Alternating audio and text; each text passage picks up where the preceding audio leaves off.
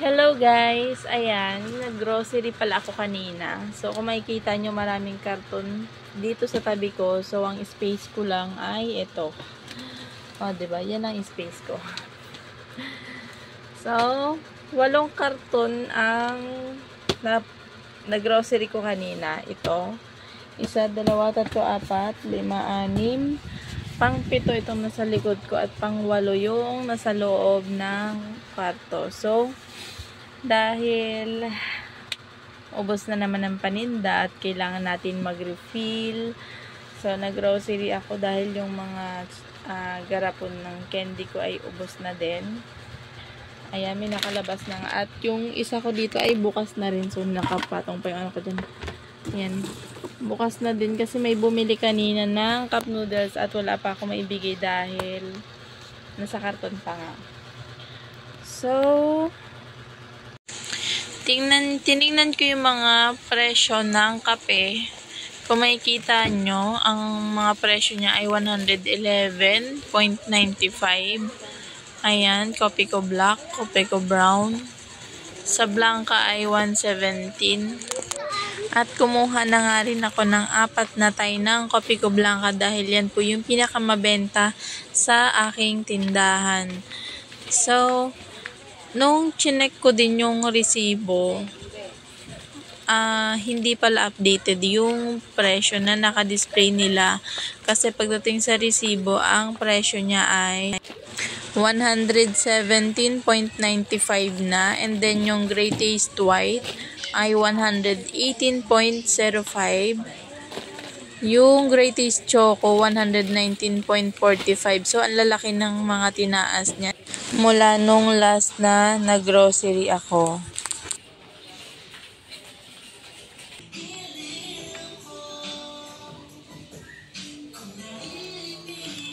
So, dito sa kabilang side, nakakita ako ng mga promo-promo. So, yan. Kaya lang, hindi ko siya kinuha dahil nakita ko mayroong bingo na biscuit. Hindi po kasi mabenta sa akin yung bingo, kaya hindi ko siya kinuha kahit na meron siyang free. So, anuhin mo yung free, diba? Kung hindi naman mabenta talaga yung binili mong item. So, dapat ganun. Kapag meron kayong mga free na nakikita, may mga promo-promo, ang kukunin pa rin ninyong item is yung mabenta pa din. Hindi yung kukuha lang kayo dahil mayroong free. At yung item naman na binili ninyo ay hindi naman mabenta, wala rin. So, dapat laging i-priority ninyo yung mabentang items. Kumuha na nga rin pala ako ng baking soda dahil minsan may naghahanap sa akin yan. Although hindi naman siya mabenta, kaya lang syempre kailangan meron din tayo kahit paisa or padalawa-dalawa para kahit paano pag may naghanap, meron tayong ibibigay at hindi laging wala yung isasagot natin. So yun, dito naman sa part na to, yung bihon, kasi meron pa naman akong stock pero pinag-iisipan ko kung bibili ba ako or hindi. Kasi nga yung dito binili ko pa, hindi pa nabibenta. So, inayawan ko. Hindi mo na ako kumuha ng bihon. At kailangan kong ipaubos muna yung nasa tindahan bago bumili ng bago. Kahit na ilang peraso lang yun, kung hindi pa naubos, wag na muna nating dagdagan until hindi pa siya maubos.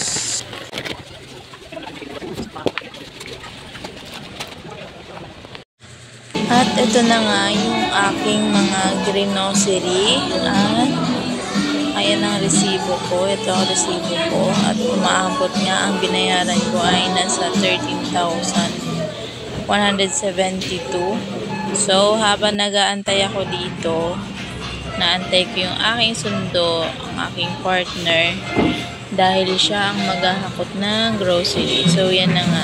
Dumating na siya.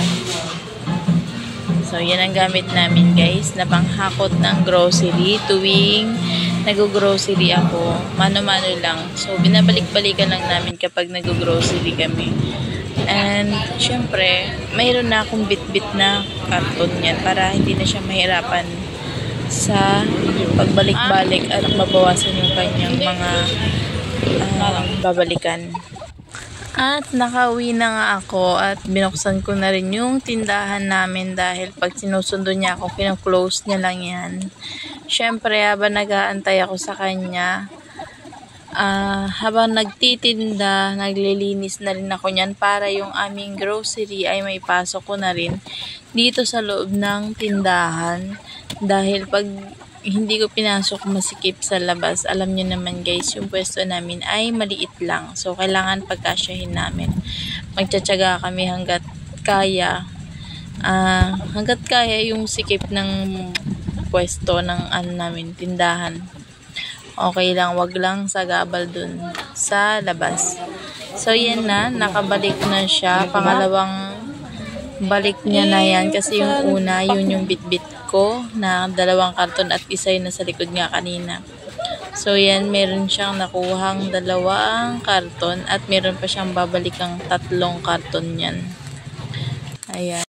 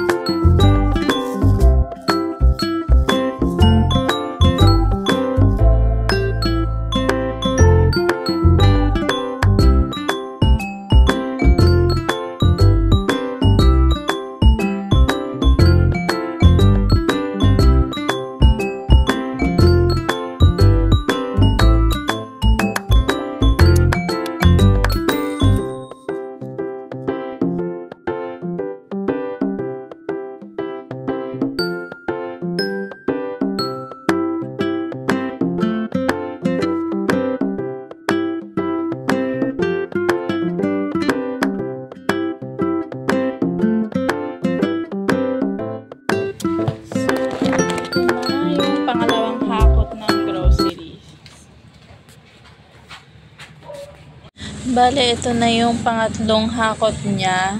At pinakalas na kinuha niya at pinagsabay-sabay niya na nga yung pagkuha ng grocery para wala na siyang babalikan na naiwan.